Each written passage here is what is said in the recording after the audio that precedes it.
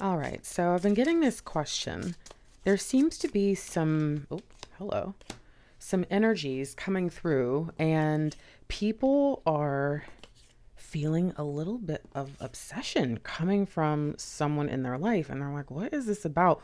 Why? And it does seem like, especially since this person typically wouldn't be like that, what is going on? So, all right, overall, what do we have to understand about this? Oh, did I put all of them reversed? But interesting that they may all be reversed.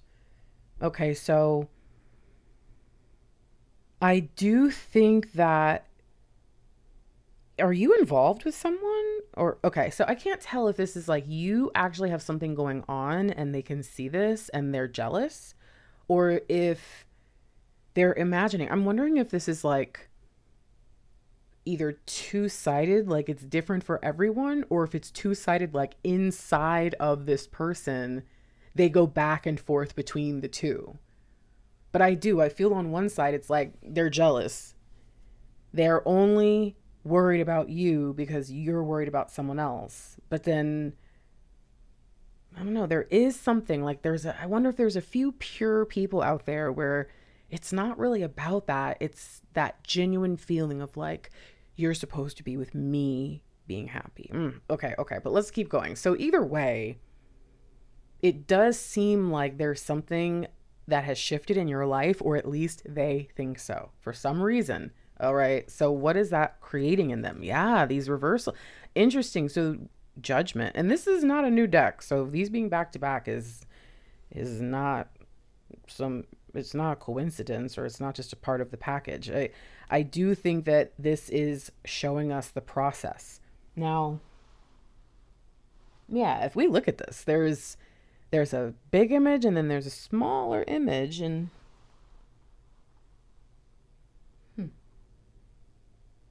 oh my goodness, I think that's like a guillotine or something. Oh my goodness. Okay, so oh my gosh. So I do think that this is this feeling of, I brought this on myself. I'm watching my own consequences play out.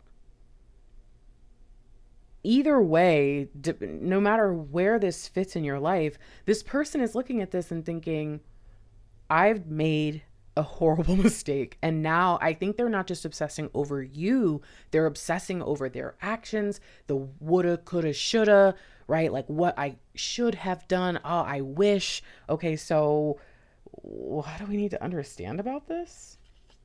Nine of Swords. 9, 19, 20. All right.